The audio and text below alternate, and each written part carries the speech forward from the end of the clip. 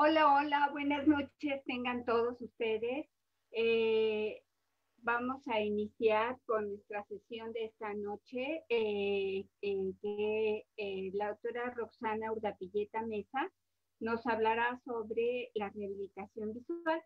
Si ustedes recuerdan, ya hemos visto términos de definiciones, quién es un paciente con visión baja, cómo es que nos llega nuestra consulta, en qué estado de ánimo, cuál es la valoración que necesitamos hacer tanto en el interrogatorio como en la exploración.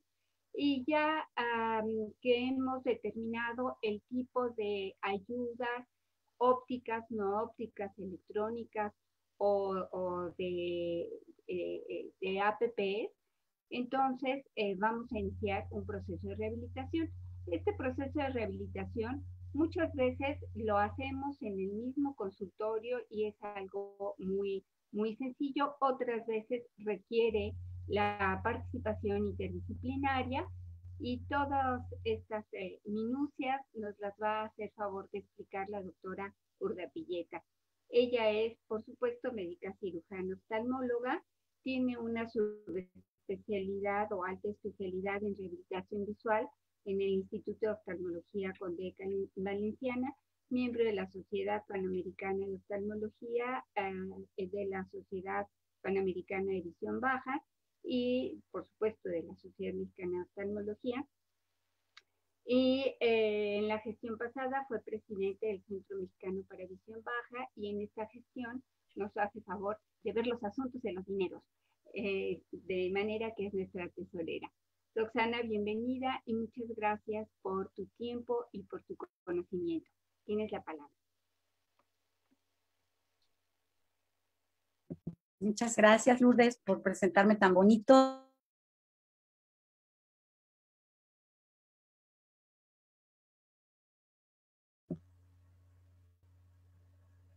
Como que se congeló la imagen, nada más para mí o para todos. No, doctora, para Buenas todos. noches, espero que me escuchen en internet, pero quizás sea por la lluvia. Ahora sí te escuchamos. Adelante. Adelante.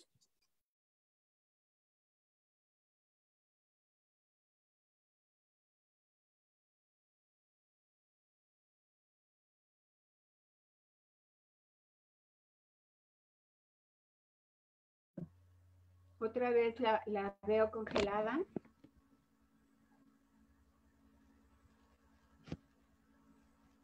A ver. Adolfo, ¿ya está? Sí, es su internet. ¿Compartiendo mi pantalla? No, doctora, comparta pantalla, por favor. A ver. Comparta su pantalla. A ver, vamos a hacer esto. ¿Aquí? ¿Estamos bien? No se ve todavía. ¿Ahí estamos? Ok. Ya, doctora, ya la vemos. Ya, ahora entonces, sí. Les decía que yo con mucho gusto les voy a hablar.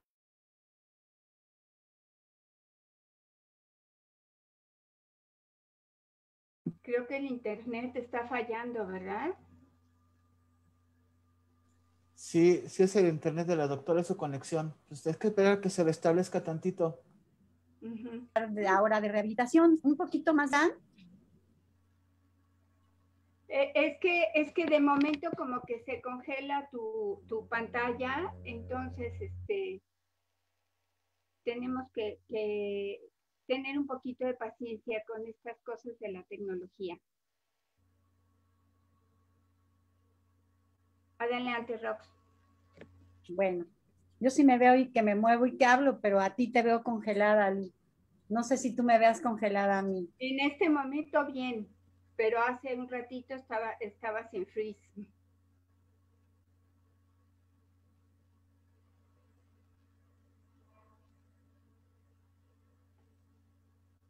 Adelante, Rox. Hay que darle tiempo, doctora Medina, porque su internet está bastante, su red está bastante lenta.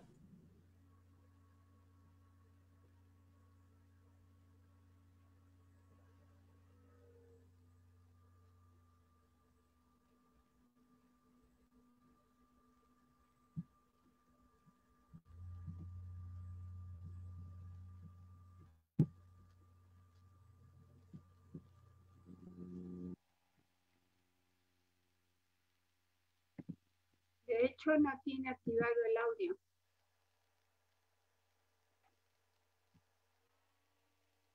Yo veo que tiene desactivado el audio. Ya estamos aquí de nuevo. Compartir mi pantalla. Está terrible el internet. Sí, pues ni modo. Pues ni modo, así nos vamos. Así nos vamos.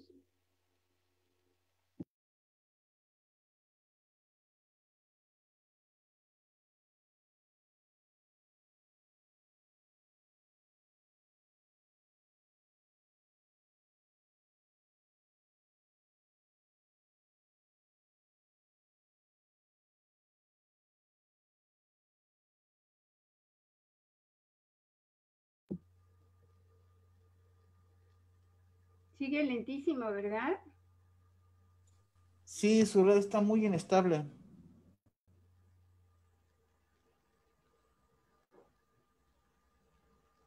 Y no podemos hacer nada, ¿verdad? Sí, no, esperar a que se restablezca. Otra vez tiene el micrófono apagado. A mí está lloviendo muy fuerte y quizás sea eso.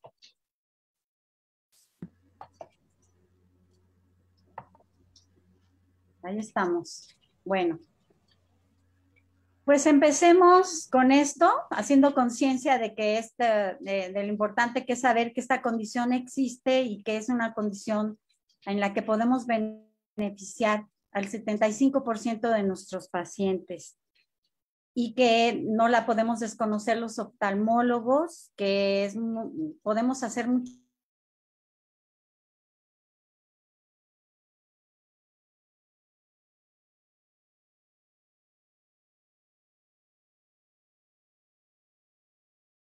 más para la definición de rehabilitación médica. Hay muchas, pero les pongo esta muy simple, en donde habla del conjunto de técnicas cuyo fin es recuperar la actividad o función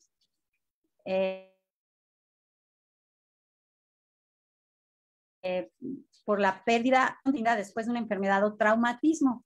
Palabras más, palabras menos, esto es lo que quiere decir rehabilitación.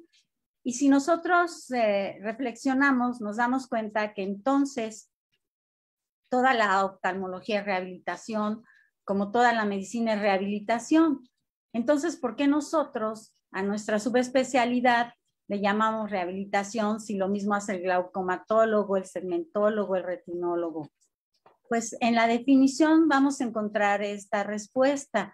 Ya se había hablado aquí varias veces de qué es visión baja, sin embargo yo se los pongo aquí de nuevo, esta definición de la Organización Mundial de la Salud, donde se nos define qué es la pérdida de la agudeza visual o el campo visual, donde hay una máxima reducción de la sensibilidad al contraste en estos grados, 3 unidades logs, que incapacita para la realización de las actividades de la vida diaria, eso ya lo habíamos dicho. Entonces, en pocas palabras, la agudeza visual tiende a ser igual o inferior al 30% de la visión y el campo visual igual o inferior o menor a 20 grados. Pero, esto que se los paso diciendo rápido, porque ya se ha repetido aquí, lo importante es que esta pérdida que afecta a los dos ojos, pero hay un resto útil, queda un resto útil. Y este resto útil es el que vamos a rehabilitar. Y en esto consiste la rehabilitación en visión baja. Este resto útil, que es también la visión funcional, es lo que nosotros tenemos para trabajar.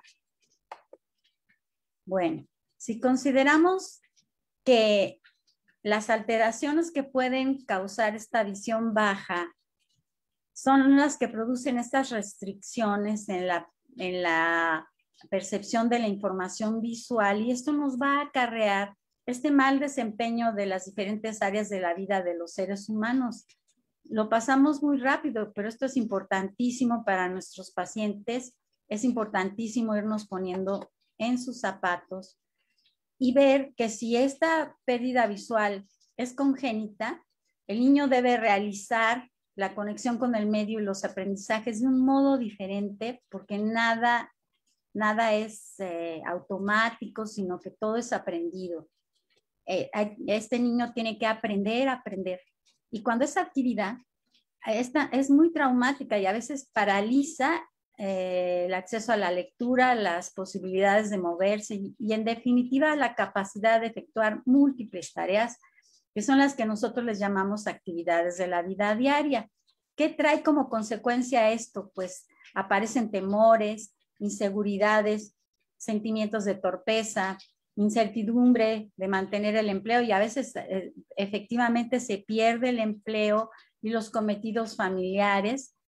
Y el entorno suele mostrar a estos pacientes en actitudes de protección y muy inseguros, con mucha desconfianza, para efectuar actividades muy simples, pero que se pierden y ya no eres capaz de hacer.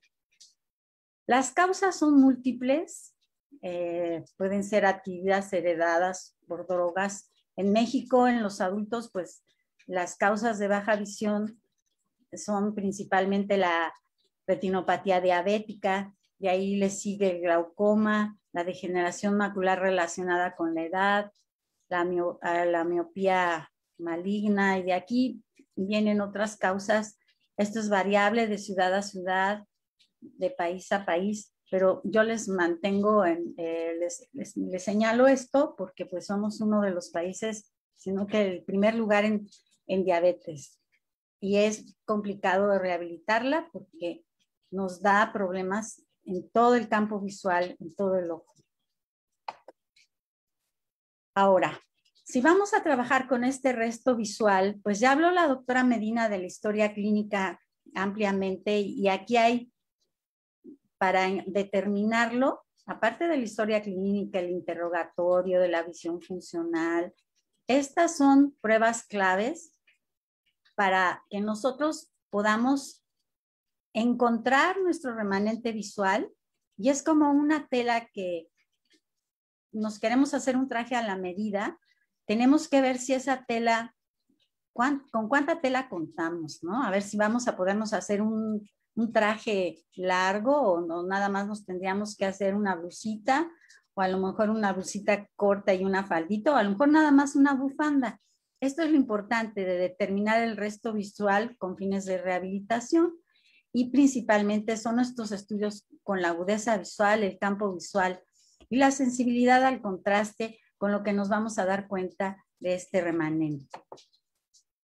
El campo es muy importante con fines de rehabilitación, porque si tenemos la pérdida central por un escotoma, por cualquier causa, vamos a enfocarla a algún tipo de rehabilitación diferente a que si la pérdida es periférica y conservamos el centro de la visión, o si tenemos pérdida hemilateral por hemianopsias, que es totalmente distinta, y donde es un reto cuando tenemos pérdidas mixtas, irregulares, o varios escotomas en diferentes sitios y tamaños. Ahora, esto también ya se había un poco mencionado aquí, pero es una clasificación según la Organización Mundial de la Salud.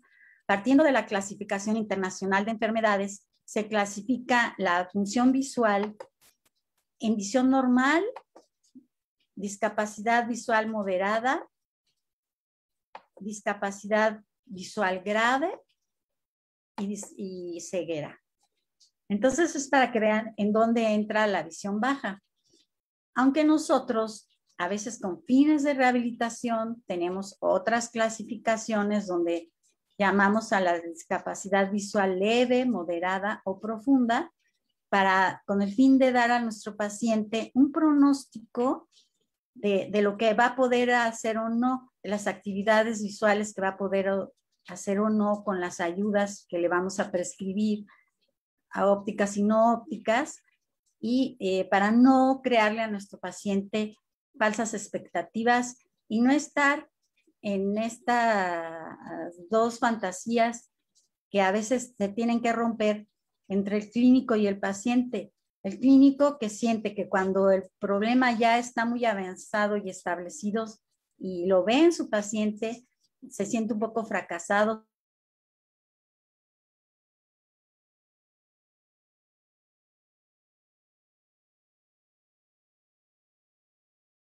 se siente un poco culpable, aunque a veces yo en la semana pasada atendí un paciente que me enviaron y donde la pérdida visual fue tan rápida que el paciente venía en estado de shock y bueno, no lo había podido ni asimilar.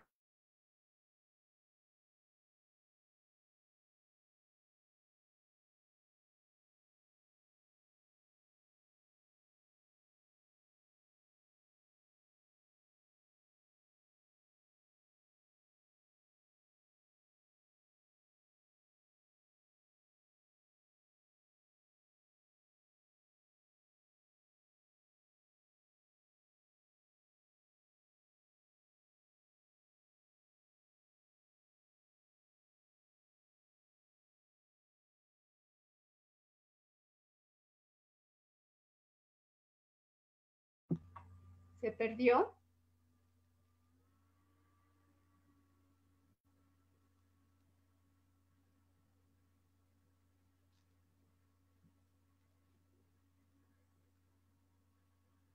Sí, doctora, nuevamente volvió a perder su conexión, pero ya de plano se desconectó por completo.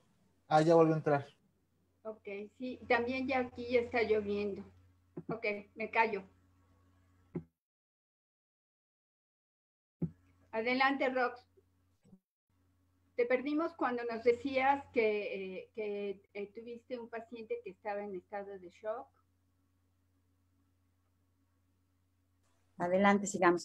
Doctora Roxana, si es posible, quite su cámara para que no ocupe mucho internet. Nada más deje su pantalla compartida y su micrófono abierto. Y Ok, quite entonces, su cámara. ¿cómo hago eso? A ver, yo se la quito. A ver, quítemela pues. Listo, doctora, puede hablar y comparte su pantalla.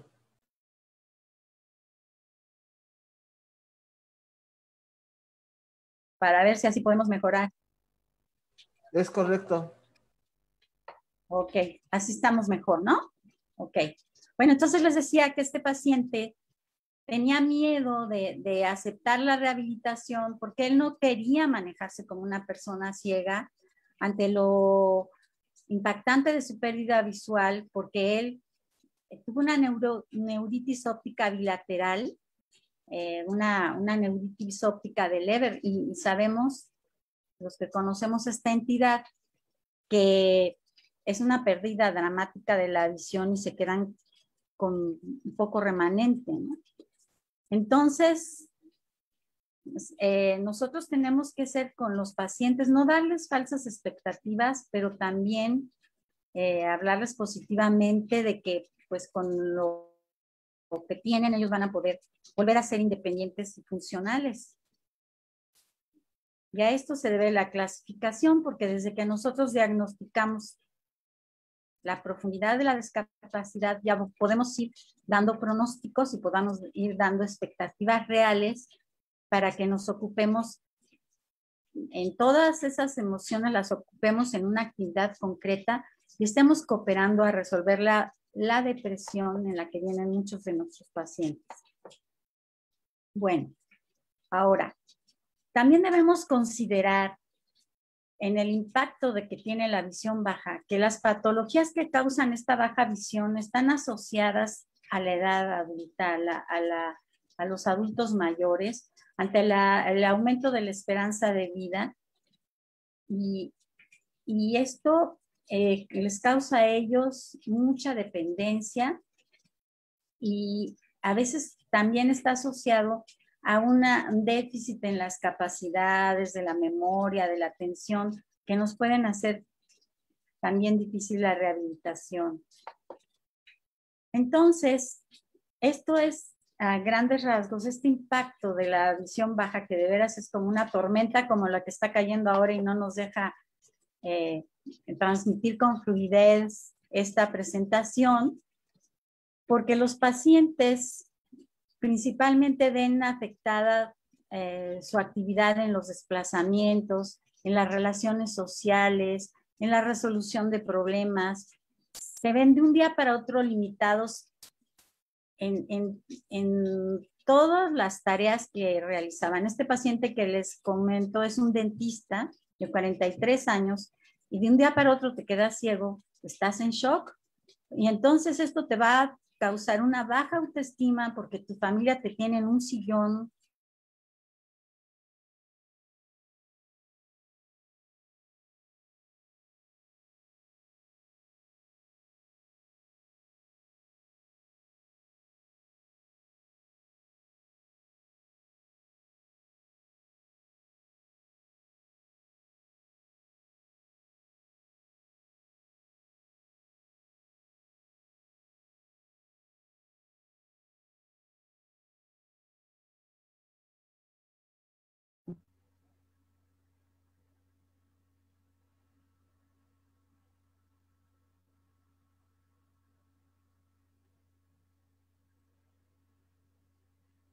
¿Se volvió a salir, Adolfo?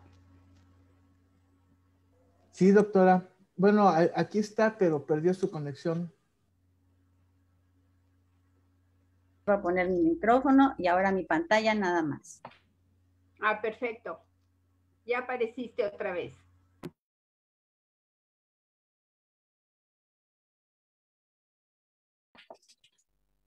Ya aparecí. Vamos a ver si...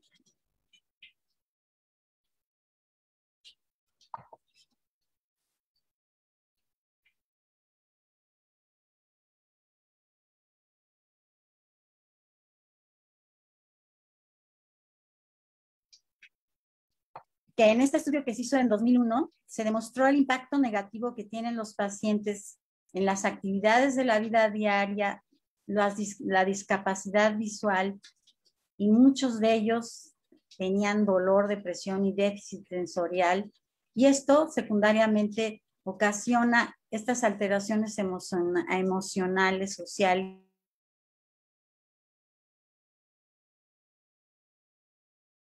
y funcionales. ¿Qué tendrá? Ahora, el doctor Markowitz, en un estudio, se dio cuenta que en la mayoría de los pacientes que tienen baja visión, estas son las actividades que se ven afectadas: la lectura, la escritura, la orientación y movilidad, así como la conducción. Tenemos que poner el punto en esto porque en esto es donde tenemos que trabajar con más intensidad y tener las técnicas para hacerlo. En 2010 hubo una revisión sobre los pacientes de baja visión y terapia ocupacional, que es cuando ya están rehabilitados y se mandan a que readquieran habilidades para sus ocupaciones. Se vio que las personas mayores de 65 años presentan alteraciones de la vida diaria, pero principalmente las que llamamos avanzadas e instrumentadas, como que se acuerdan de las básicas, porque son como que aprendidas desde la infancia y como ya como reflejas, ¿no? Ahora, hay muchos estudios a nivel del mundo, pero aquí les ejemplifico unos con pacientes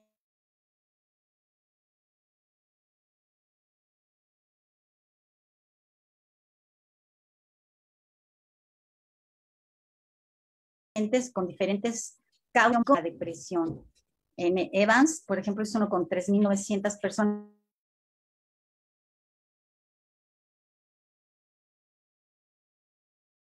mayores de 75 años más.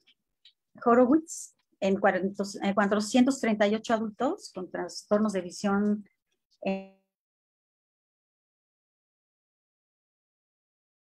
encontró 33% con la mayoría de estos pacientes con una buena corrección y una sola ayuda óptica pueden empezar a ser independientes y a trabajar sobre su estado emocional y anímico.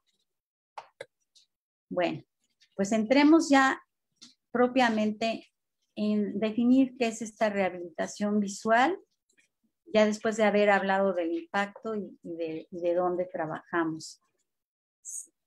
Para que consideremos que un paciente ya está de visión baja y se debe rehabilitar, es que ya hemos agotado todas las soluciones ópticas, terapéuticas o quirúrgicas convencionales.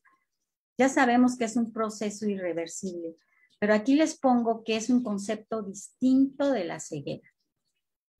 ¿Por qué?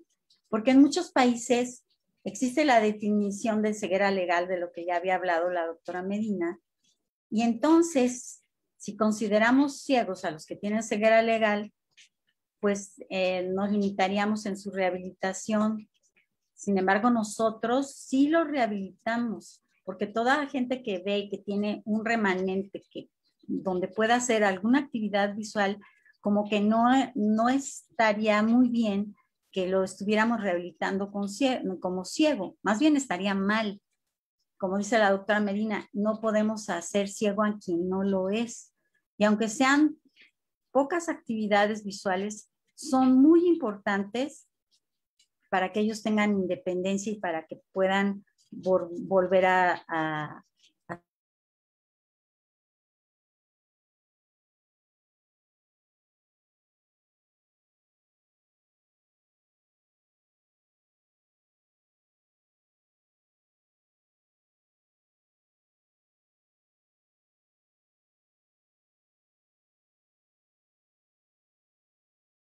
su profesión, para proponer interacciones y adaptaciones del entorno para facilitar el desempeño de su ocupación y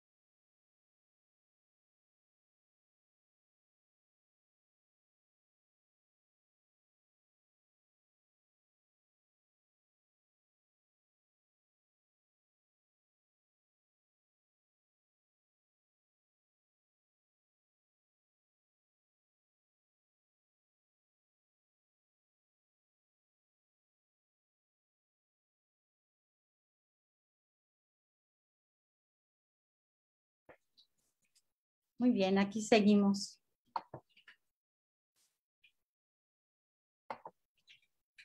Espero que tengan paciencia. Te escuchamos, Rox.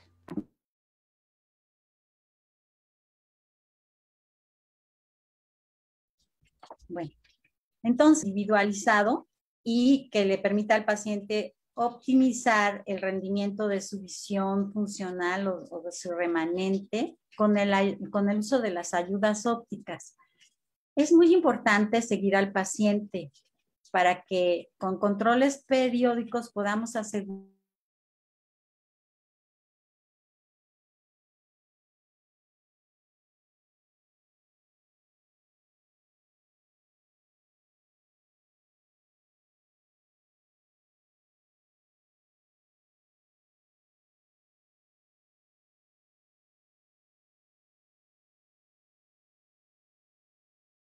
dotar al paciente de técnicas, estrategias y recursos que le permitan paliar los efectos negativos que ha tenido su pérdida visual. Y en algunos casos, pues no solo paliar, sino verdaderamente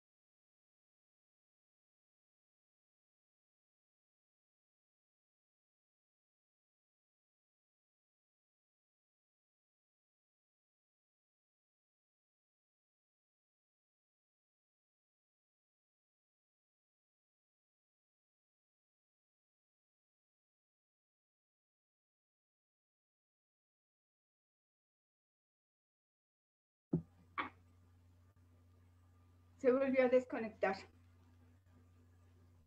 Sí, sí, doctora, pero parece que ahora sí ya tardó un poquito más. Es una guerra de nervios. Ya volvió a entrar. Ok. Por...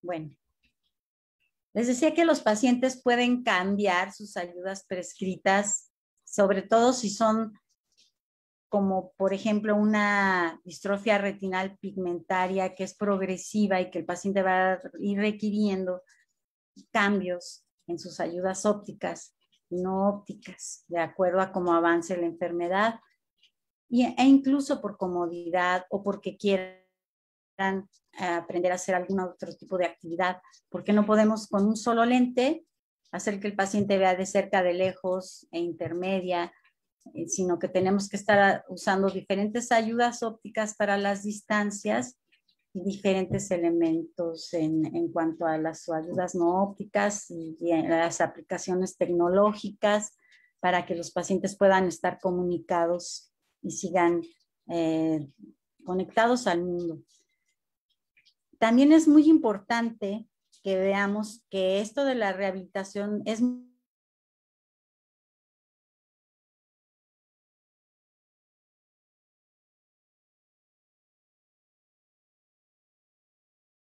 multidisciplinaria y requiere, en el caso de los niños, educadores, a veces enfermeras, asistentes sociales y familiares. Si todo no lo tenemos en conjunto, bueno, podemos establecer nuestras redes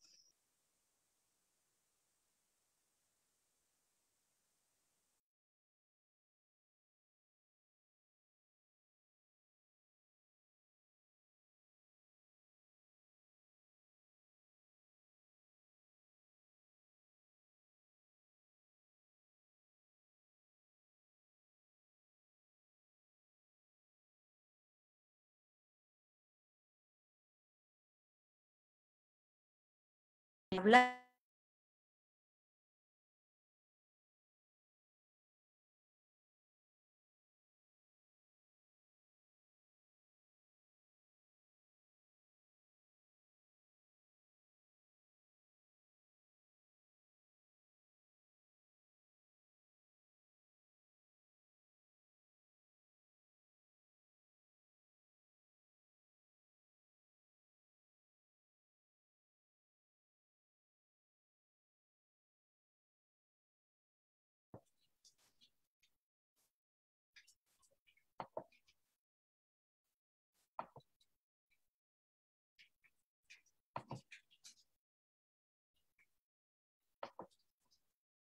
Les decía que cuando le pregunté al paciente cómo se sentía, él me dijo que si tuviera una pistola cerca, ya se hubiera dado un balazo. Así me lo dijo, ¿no? Entonces yo dije, bueno, imposible. Este paciente, si no se está tratando esa depresión, pues no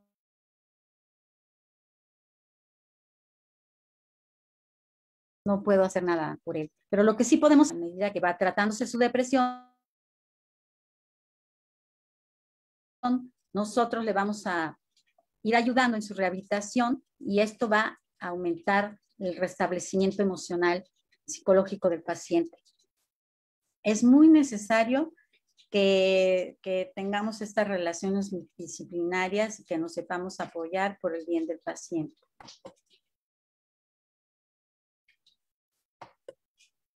Ahora, me gustaría mucho puntualizar en estas actividades de la vida diaria porque nosotros las pasamos rápido. Cuando eres una persona sana, se van dando como en automático. Pero yo se las quiero definir para que sigamos comprendiendo este impacto tan grande que hay en el paciente de baja visión. Entonces, según este autor que se llama Moruno, él define a las actividades de la vida diaria como esas funciones sociales básicas indispensables para ser admitidos como un miembro perteneciente a una determinada comunidad. Es decir, constituyen el soporte mínimo para que se dé una integración social básica, permitiendo a cada sujeto realizar las actividades que lo incorporan a esa comunidad y se transforman en insignias que permiten reconocer a un individuo como perteneciente a una determinada cultura y sociedad, que te permiten identificarte como miembro de una familia, de un país. Imagínate sentirte fuera. Ahora, dentro de estas actividades de la vida diaria se clasifican como las actividades básicas, que son universales, dirigidas a uno mismo, referentes a todas estas necesidades básicas que nos enseñaron desde niños, ligadas a la supervivencia y condición humana, y que suponen un esfuerzo cognitivo mínimo porque son automatizadas a temprana edad, como vemos estas. Ahora, hay otros autores que las definen como todas aquellas que realiza el ser humano rutinariamente. Trombley, por ejemplo, dice que es el componente principal del rol de mantenimiento. Y son aquellas actividades que oscilan desde las fundamentales para la supervivencia, como la alimentación, mantenerse caliente, evitar peligros,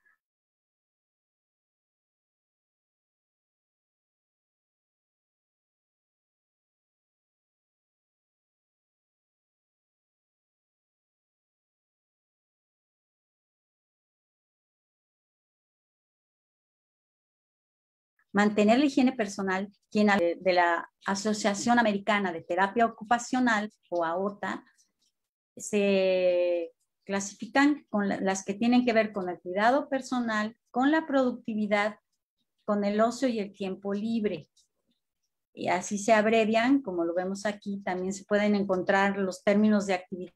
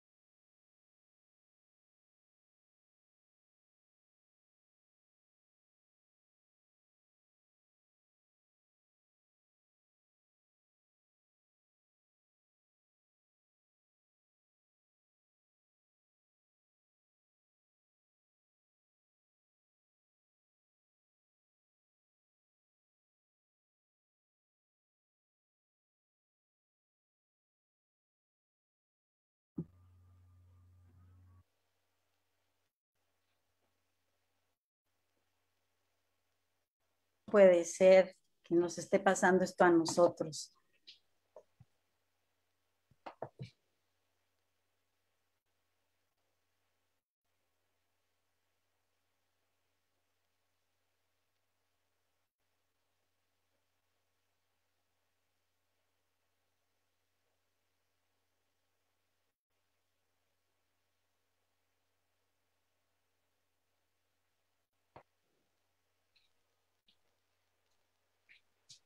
Hola, ¿sigo aquí? Bueno. Ah, qué bueno. Bueno. Oh, no. Bueno, ok. Entonces, ya habiendo evaluado todo esto, ya habiendo tenido nuestro remanente visual, nuestra visión funcional, vamos a darle a todos nuestros pacientes estas soluciones generales que ya entran dentro de la rehabilitación, que son la base para que ya podamos hacer otras actividades muy personales de acuerdo a los intereses de cada paciente. Ahora, estas soluciones generales tienen que ver con la iluminación, que es básica, que la mayoría de los pacientes tenemos que cuidar que sea buena, que sea luz fría, que les dé a donde ellos quieren ver y no a los ojos.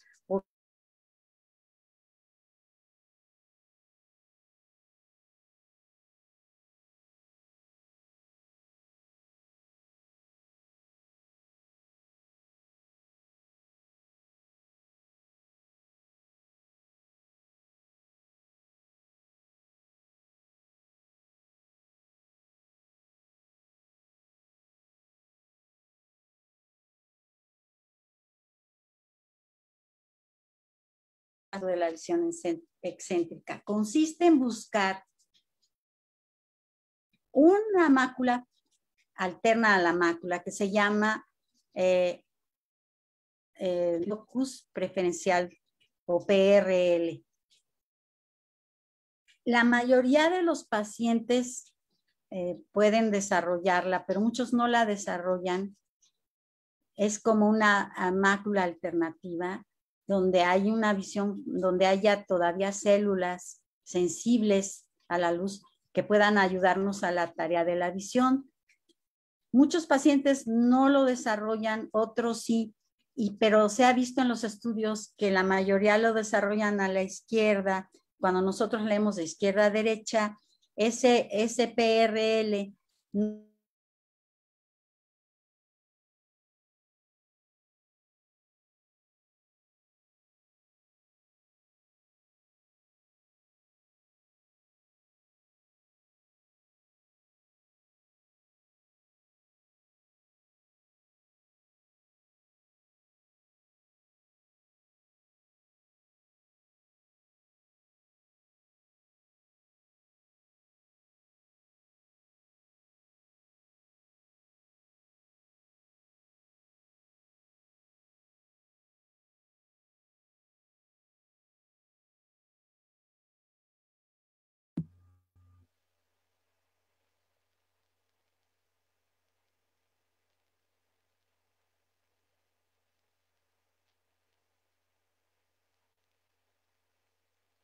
La volvimos a perder, ¿verdad? Sí, doctora, ya se desconectó. A ver, Víctor Hugo, mientras a ver si puede volver a conectar la doctora.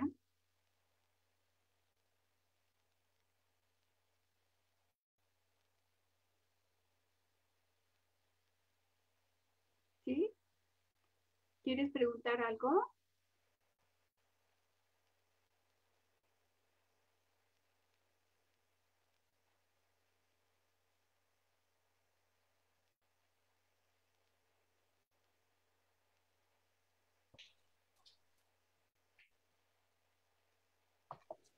Les decía que este entrenamiento de la visión excéntrica, pues sí tiene que ser dirigido por el rehabilitador, porque el paciente espontáneamente puede desarrollar incluso varios locus retinianos preferenciales, pero no adecuados para la lectura. Entonces tenemos que entrenar tanto los movimientos sacádicos como los de los músculos extraoculares con diferentes métodos para desarrollar esta pseudomácula o visión excéntrica, digamos, que sirve para lejos y cerca, y que al principio lo hacemos sin ninguna ayuda óptica y sin corrección para poder entrenar los músculos, y después, sobre todo para cuando ya estamos entrenando la lectura, nos ayudamos de su mejor corrección y de ayudas ópticas. Entonces, en esto consiste este entrenamiento a grandes rasgos, porque pues sería muy largo hablar exhaustivamente de él. Y otra de las soluciones generales que se aplican a nuestros pacientes que rehabilitamos es la orientación y movilidad. Tenemos que estar en contacto con alguien que lo sepa hacer, porque esto es importantísimo para la detección de obstáculos, desniveles diferentes, superficies, accidentes, caídas, va a prevenir. Y acordarnos que los bastones no tienen diferente color por gusto, sino porque nos están indicando al público en general la discapacidad de la persona para que la aprendamos a ayudar, para que la aprendamos a entender y para que seamos más civilizados como en Europa, que realmente se ayuda al paciente. Aquí en México como que les da lo mismo el color del bastón que sea y como que la gente no quiere usar el bastón. Y sin embargo es importantísimo, sobre todo en visión baja, que sepamos que es el bastón verde, que a veces no se va a usar todo el tiempo como una persona ciega o sordo-ceguera, pero que nos va a ser muy útil, sobre todo en las tardes, cuando tenga que desplazarse a lugares desconocidos y que su visión sea esté más disminuida y sea más crítica. Podamos prevenir así accidentes y que continúe con su independencia. Ahora, nos tenemos que apoyar también como soluciones generales en la tecnología, en las aplicaciones que son especiales para gente de baja visión, para que aprenda a usar un ordenador, para que se aumenten, para que en el celular también tenga aplicaciones, para que se oriente, para que pueda leer, para que se pueda continuar en las redes sociales y estar en este mundo, no aislado, en un rincón, como si fuera una planta o un mueble. Ya hablaron de estas ayudas ópticas no ópticas, de las cuales tenemos que escoger las que le convienen a nuestro paciente. No todas son para el mismo paciente y a veces podemos incluso estarlas cambiando durante el desarrollo de su problema, sobre todo en los niños y en los jóvenes. Ya no les voy a hablar de esto.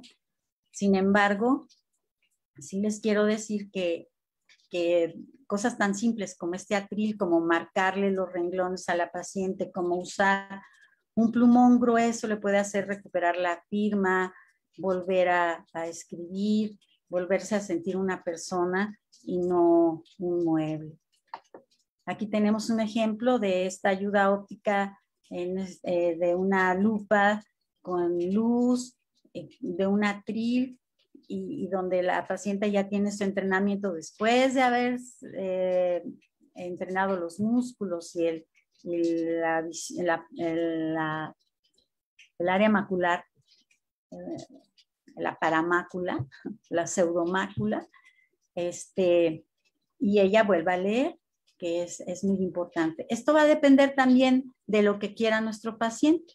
Yo tuve un paciente que era un profesor de literatura que esperaba jubilarse para leer a los grandes maestros de literatura clásicos, y cuando llegó a la edad de jubilarse, pues tenía degeneración macular relacionada con la edad y estaba, ahora que tenía todo el tiempo para hacerlo, pues no podía. Y cayó en el rango de visión baja moderada a profunda. Sin embargo, el paciente aprendió a leer con fluidez usando su lupa y es la gente más feliz del mundo.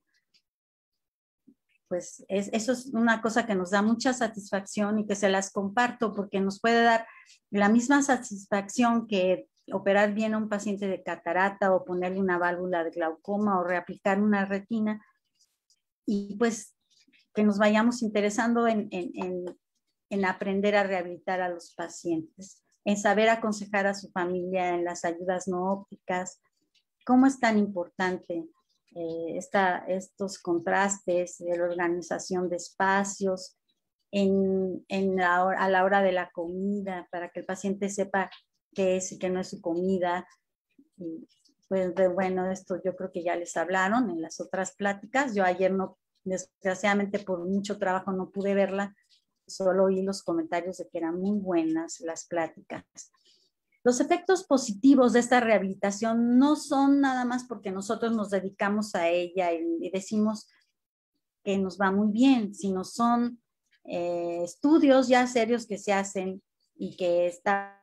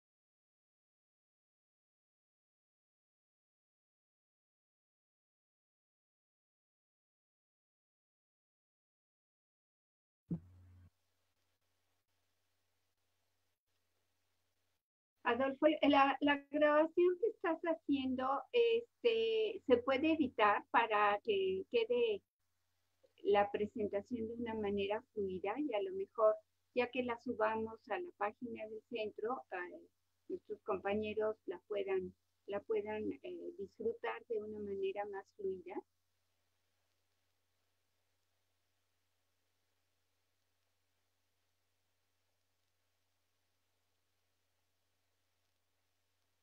Voy a ver mi módem, pero se ve bien. Entonces no sé qué está pasando. Debe haber una tormenta en algún lado, porque aquí ya no está lloviendo tan fuerte, pero bueno. Les decía que en los niños es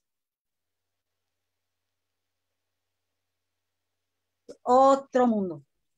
Conserva similitudes como la rehabilitación de los adultos, pero aquí implica un trabajo mucho más largo y mucho más interdisciplinario, porque a lo mejor tú como oftalmólogo puedes rehabilitar a alguien para visión excéntrica y mandarlo a psicología por fuera y mandarlo a comprar una lupa con alguien, como es mi experiencia, pero cuando se trata de niños, ahí sí es importantísimo que lo sepamos para que lo sepamos derivar y lo sepamos ayudar.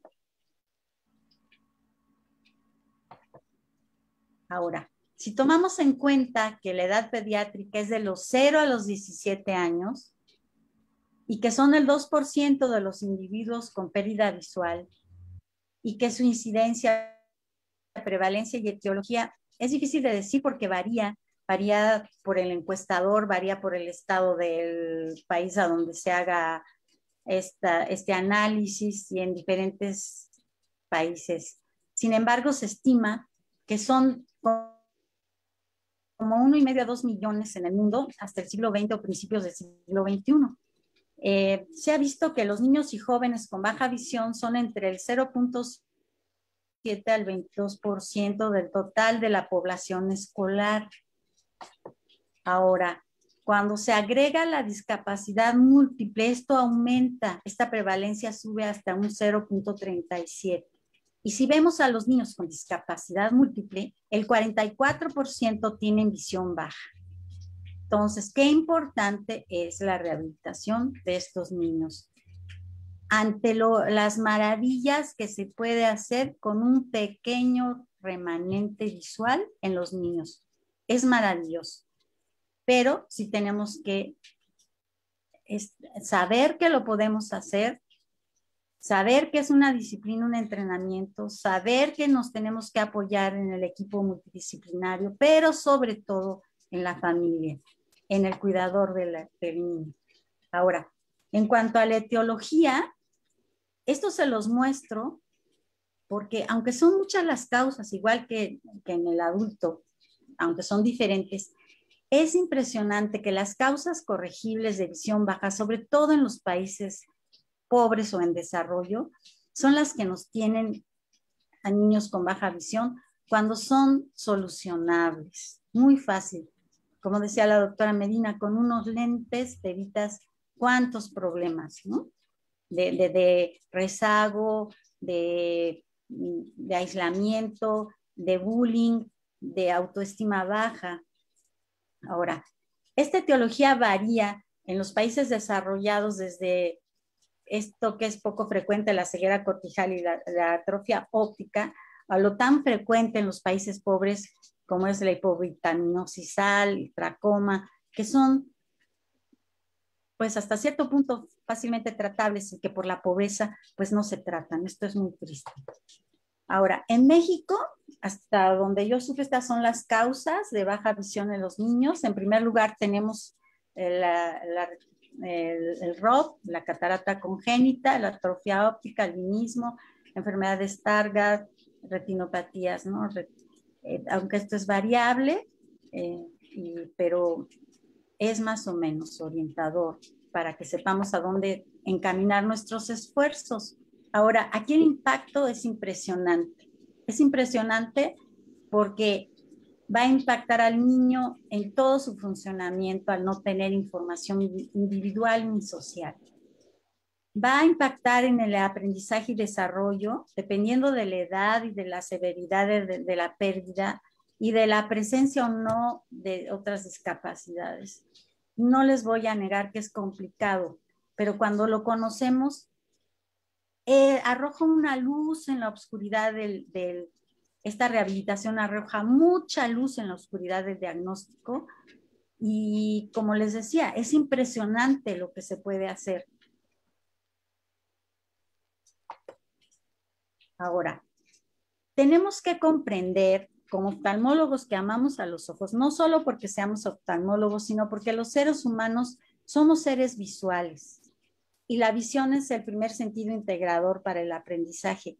Hay autores que dicen que la visión nos da del 80 al 90% de la información del medio y unifica la información de los otros sentidos. En el niño es el motor del desarrollo psicomotor, pero también es el sentido que informa, que da la información a otros, al cerebro, a la corteza cognitiva y motora, para que como que oriente, para que mueva al cuerpo a motivar a explorar y a la interacción con el medio ambiente y otras personas. La visión nos da nuestra ubicación en el espacio, nos permite conocer nuestra propia propiocepción, nuestra posición, nuestra empatía. Es para sobrevivir importantísima, porque son peligros, no porque estemos en una selva, si en tu casa, si no ves, estás en riesgo. Un niño que no ve está en riesgo hasta de su vida, ¿no? Si viendo, se arriesgan, hay accidentes. Entonces, la visión es la principal facilitadora para transmitir la información. Con ella vamos a tener el desarrollo cognitivo, del lenguaje, social. Si vemos todo esto, entendemos por qué los niños con baja visión se retrasan en el desarrollo cognitivo como si fueran tontos si no lo son, o retrasados mentales si no lo son, porque no tienen el reconocimiento del cuerpo, porque no desarrollan su lenguaje, porque no se identifican a sí mismos diferentes de los demás. Son niños que tienen este retraso en el desarrollo social y de la personalidad, se vuelven muy egocéntricos, pasivos y dependientes, con todo este retraso en el desarrollo perceptual, motor, en la ubicación, en todos los sentidos. Son niños que se aíslan y cuando es muy temprana esta pérdida, pues es gravísima porque ni siquiera se puede establecer el vínculo tan importante que es para toda la vida entre la madre y el hijo, que se desarrolla a través de los ojos. Y hay que enseñarle a la mamá y al niño a suplirlo de otras maneras, ya que lo vaya desarrollando. Porque como decía la doctora Barraga, que fue la pionera en investigar este funcionamiento de la visión, que estos niños con baja visión tienen que los tenemos que enseñar a que se desarrollen igual que un niño normal, claro, a su ritmo, a su velocidad, porque la visión es aprendida, no es automática, no es que lo dejo ahí y pues que le dé el sol y ya solito va a crecer como una plantita. Y es por eso la importancia de la intervención y a menor edad es urgente, como lo decían, por estas consecuencias, porque no pueden los niños copiar e imitar, se sienten aislados, a ellos no les importa el mundo, pero ellos tampoco le importan al mundo. Es impresionante que a veces hasta su madre no se siente identificada con ellos porque no la mira, no sabe lo que piensa su niño y afecta su crecimiento y realización. Y bueno, pues qué frustración para la familia, para la pareja y llegan hasta tener divorcios, crisis, conflictos, todo por no entender, todo por no saber qué podemos hacer y que como todo hay que echarle ganas, ¿no? Entonces, en los niños también requerimos hacer este plan de rehabilitación ya para que también el niño se eduque, para que se desarrolle socialmente y que estén al alcance de él estos servicios médicos para ayudarles a alcanzar su pleno desarrollo y adaptación a su medio social. Desde luego que también es personalizado.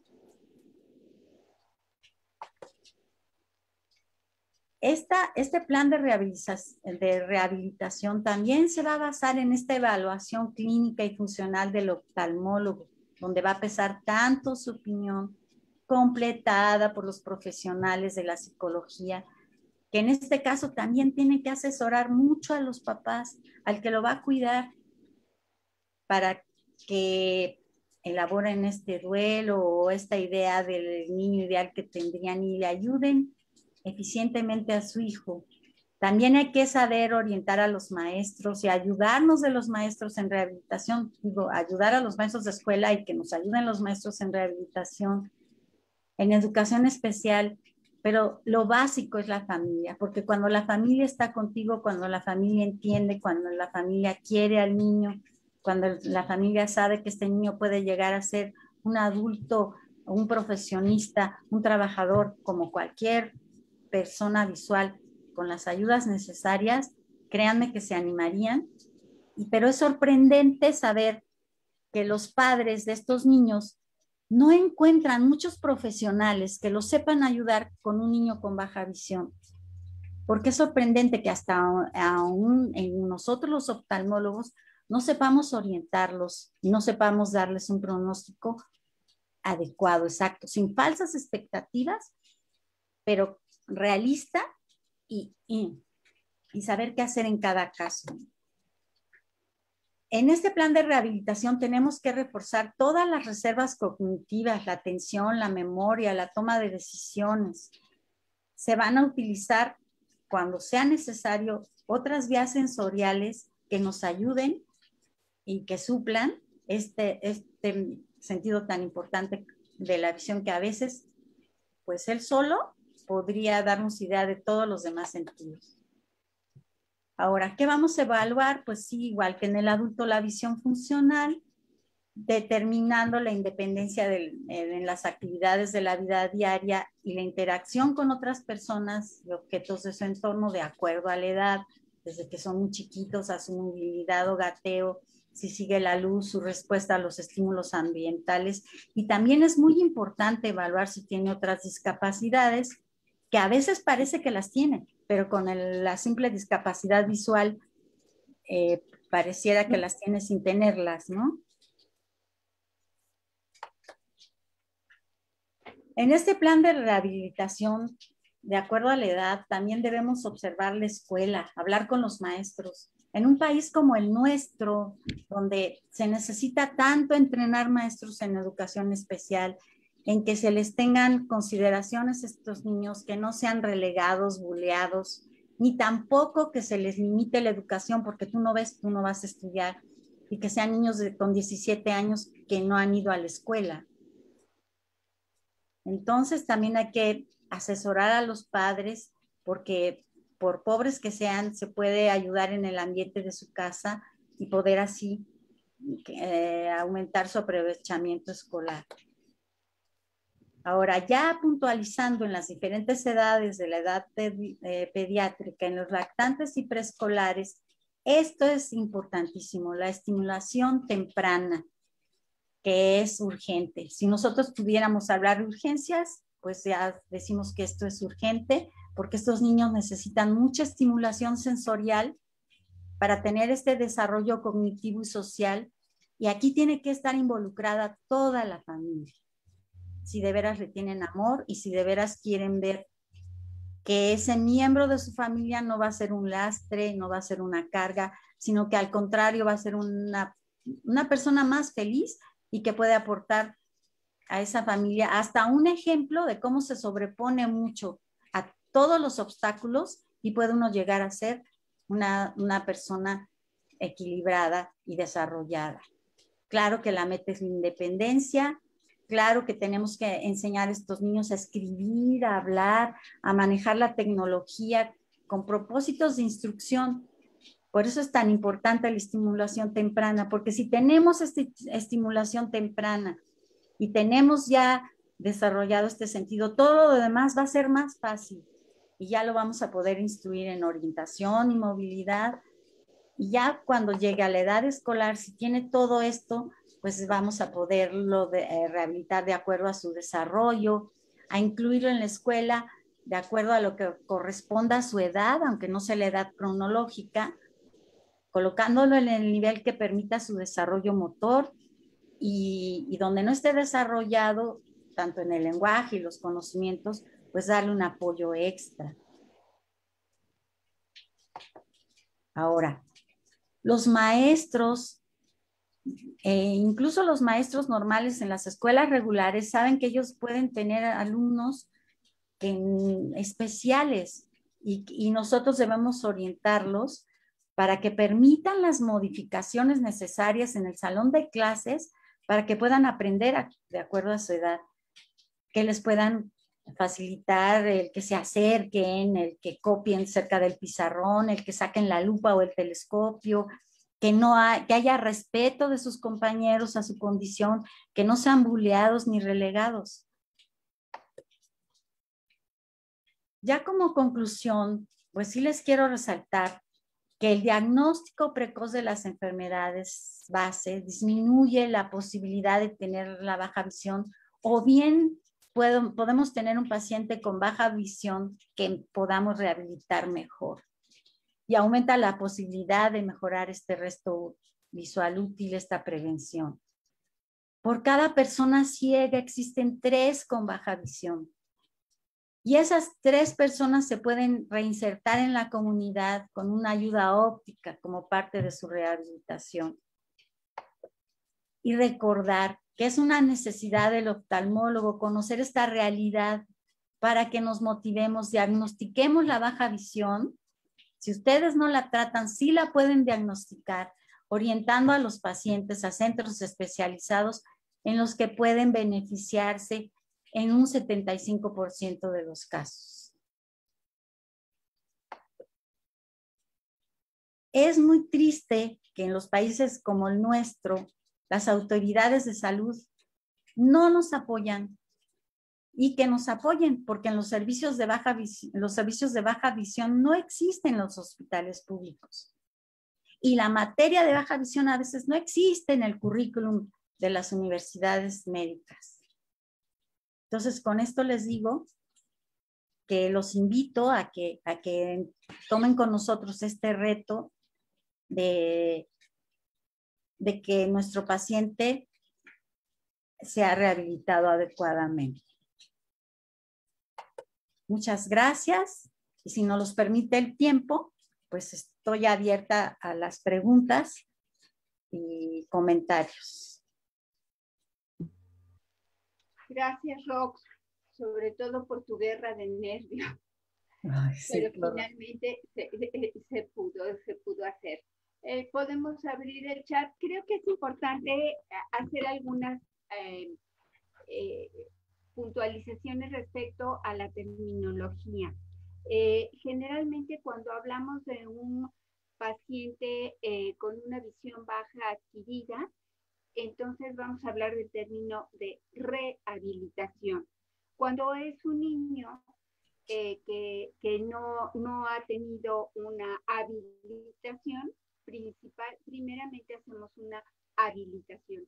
Si es un niño pero que ha tenido una pérdida de visión de modo adquirido, no sé, se me ocurre ahorita, me acuerdo de un chiquito que a los 1 o 2 años de edad tuvo un traumatismo craneoencefálico y tuvo problemas, entonces eso le llevó a la visión baja, entonces sí hablaríamos de una rehabilitación, aunque en otros conceptos que de su desarrollo todavía sería una habilitación.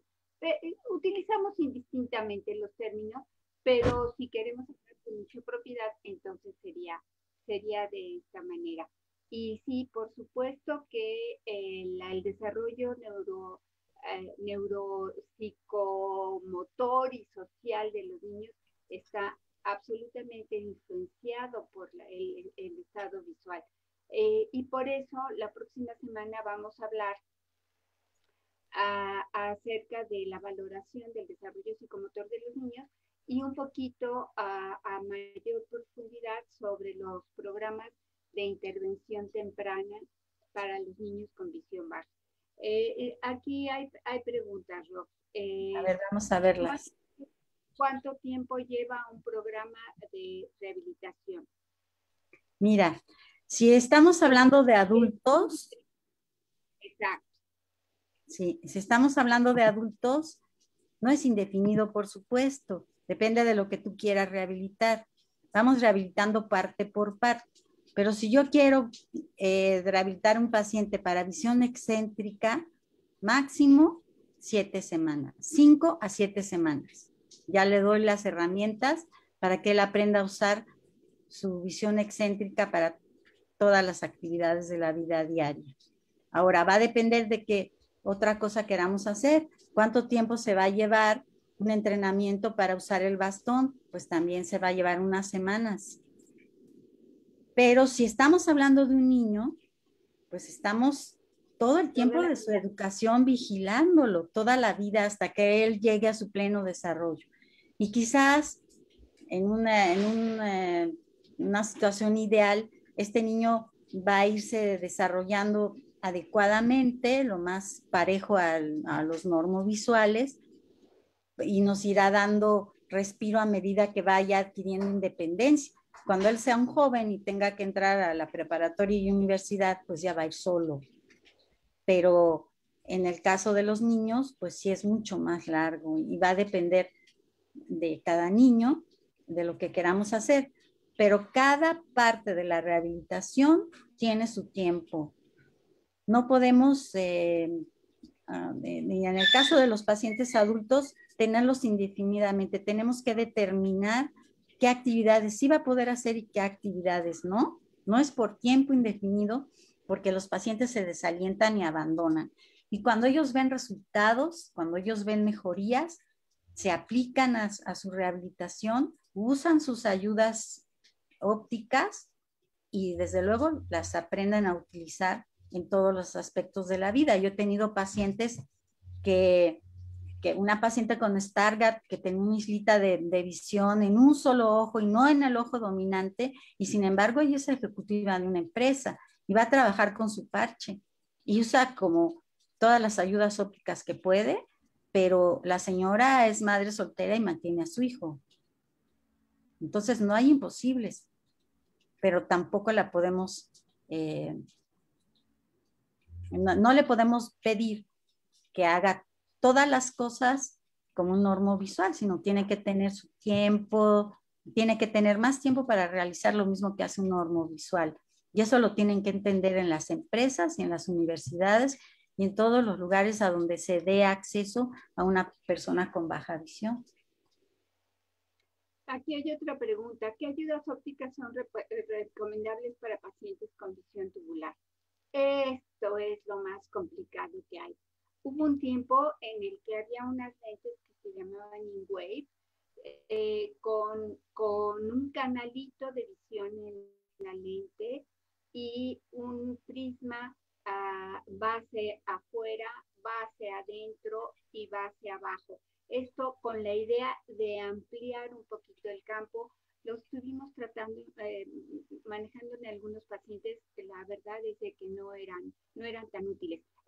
Alguna vez vi unos lentes también a base de prismas en donde todo lo hacen mucho más delgadito, de tal manera que en el pequeño campo pueda caber mucho más información. Tampoco se utilizan mucho de una manera exitosa. Hay muchos pacientes que se pueden orientar cuando llegan a algún lugar diferente, se pueden orientar utilizando una lente magnificadora. Esto es como las lentecitas que se ponen en las puertas, en las mirillas de las puertas. Si ustedes se asoman a través de ellas, todo se ve más chiquito y cabe por ese agujerito mucha información de lo que está sucediendo más allá de nuestra puerta.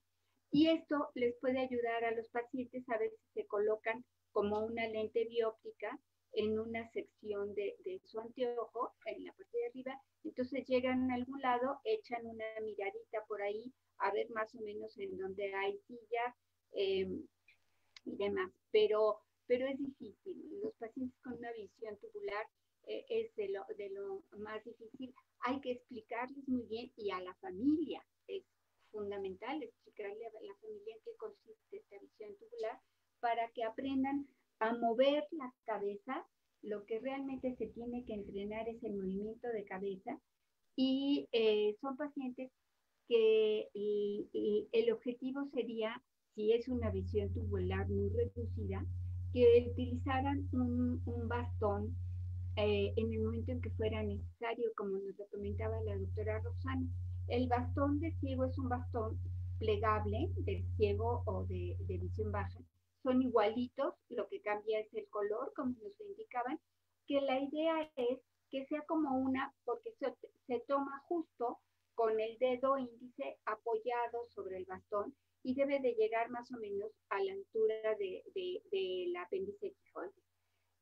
Se toma como si fuera una prolongación del dedo índice con la que van tocando el suelo, van midiendo la altura de los escalones o van rastreando, hay diferentes técnicas, o van rastreando para ver si no hay un desnivel, un agujero, un objeto tirado, en fin, para no tropezar.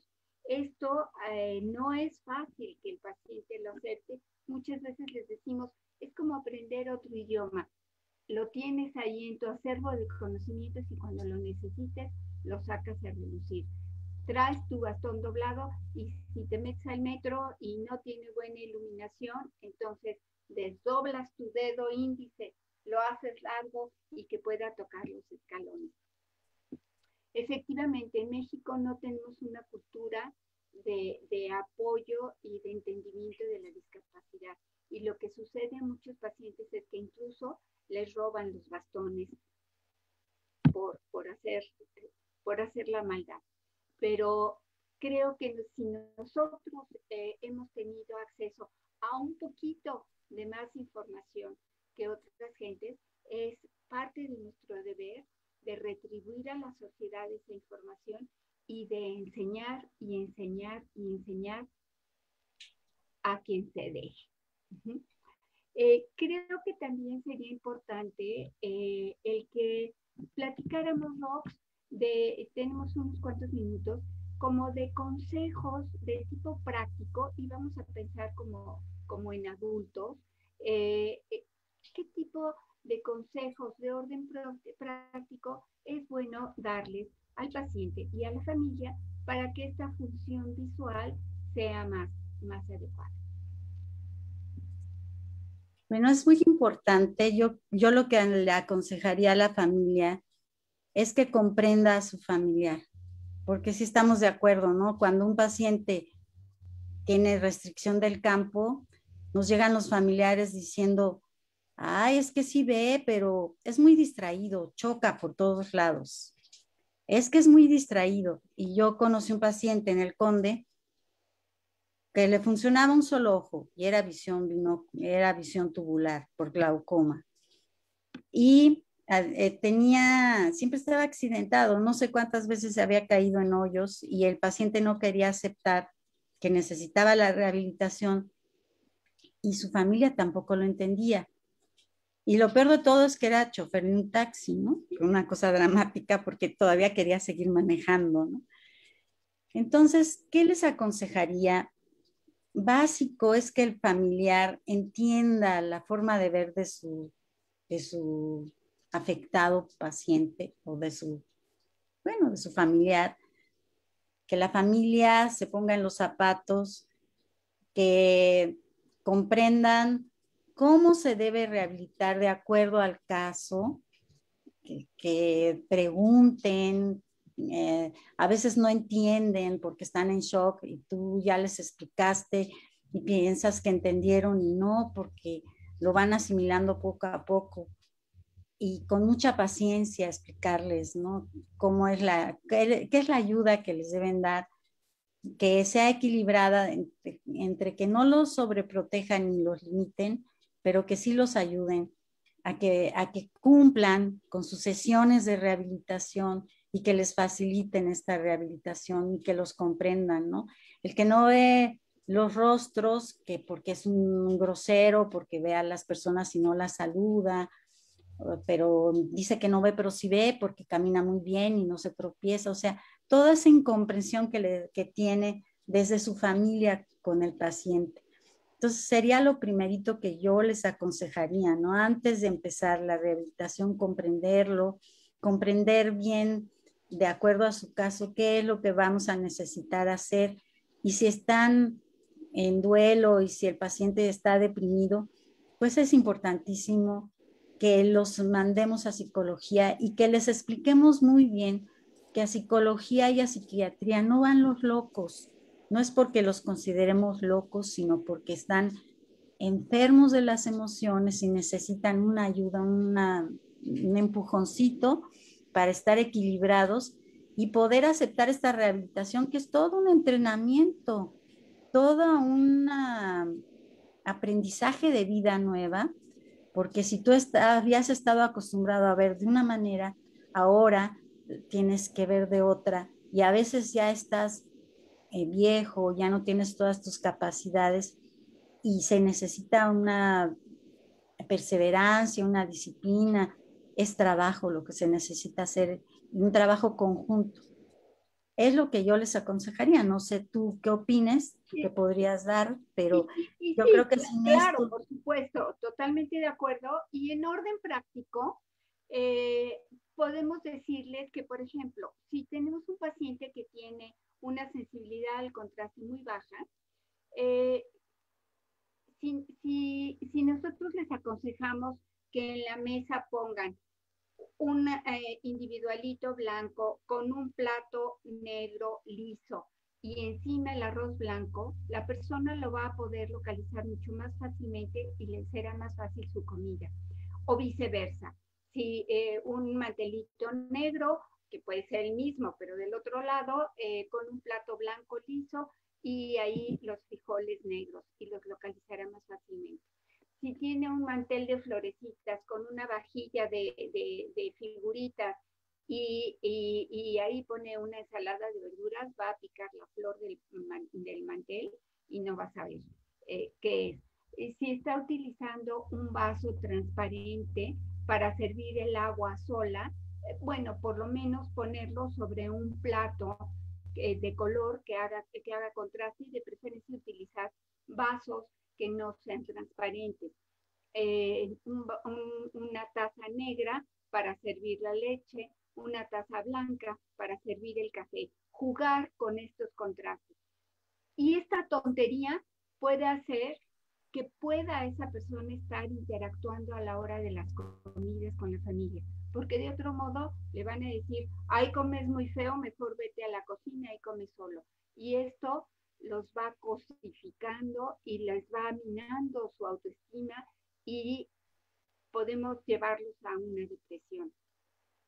Otro ejemplo de cosas, de consejitos que les pueden ayudar es utilizar un espejo de aumento para el arreglo personal.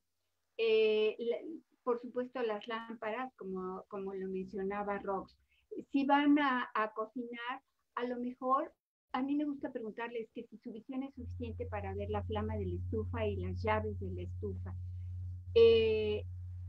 Si puede ver la flama, eso es muy importante. Y alguna vez me acuerdo que estaba en otro país, creo que era Costa Rica, hice esta pregunta y se atacaron de la risa de mí. Dije, ¿qué dije? Que es una palabra que no se debe decir o que... No, lo que pasa, dicen, es que utilizamos estufas eléctricas, entonces no hay flama, ¿no? Entonces, bueno, pero en nuestro país sí utilizamos flama y muchas veces podemos marcar con puede ser con un barniz de uñas blanco si la llave de la estufa es negra. Igual la llave de la lavadora, el control de la lavadora, o marcar el horno de microondas con signos grandes, con números grandes. Todo esto para que lo cotidiano lo pueda hacer más fácilmente. A lo mejor para ver eso únicamente necesita un poco de aproximación y ya puede ver la seña que nosotros hemos indicado. El marcar el peralte de las escaleras para evitar caídas. Con una sensibilidad al contraste baja se ve como una franja continua y se pueden caer. Y que tenga un pasamanos. y las caídas en tercera edad son peligrosas y puede de ahí sobrevenir una serie de problemas. Estos son una serie de tonterías que le pueden hacer la vida mucho más fácil a una persona. Y todas estas consejitos están en un documento que elaboramos en el Centro Mexicano para Visión Baja, que se llama No es el final, es el principio, y lo pueden encontrar en la página del Centro para Visión Baja. Es C de centro, P de para, B, visión baja. Centro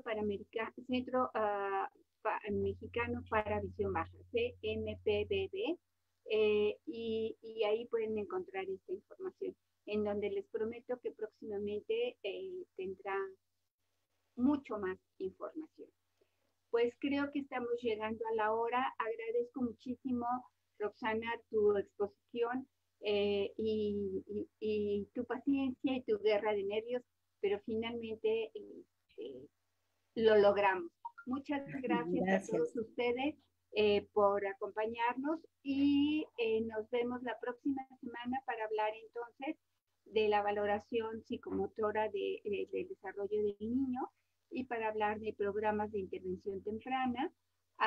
Y al día siguiente entonces tendremos la presentación de algunos casos clínicos y las preguntas que ustedes nos quieran hacer como mesa redonda.